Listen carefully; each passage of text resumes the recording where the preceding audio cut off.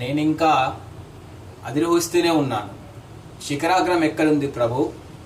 నేనింకా తవ్వుతూనే ఉన్నాను. జ్ఞానాగారం ఎక్కడుంది ప్రభు? నేనింకా సముద్రయానం చేస్తూనే ఉన్నాను. ప్రశాంత ద్వీపం ఎక్కడుంది ప్రభు?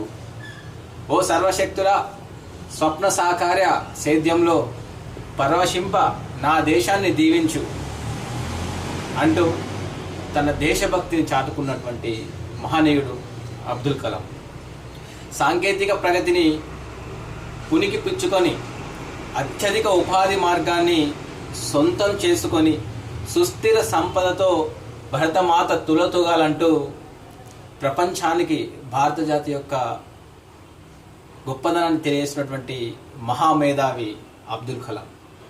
అలాంటి గొప్ప మేధావి ఈరోజు మనందరినీ వదిలేస్తూ మరి అందనంత అనంత తీరాలకు చేరుకోవడం జరిగింది.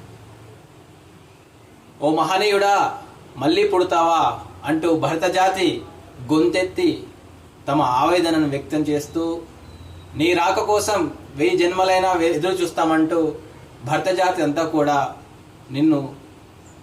నీ రాక కోసం ఎదురు చూస్తూ ఉన్నాము.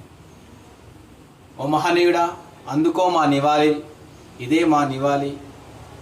నీ మార్గంలో మేమంతా పయనిస్తామని, ఈ దేశ సమగ్ర అభివృద్ధికి కృషి చేస్తామని చెప్పి నీకు మా శ్రద్ధాంజలి ఘటిస్తున్నాము.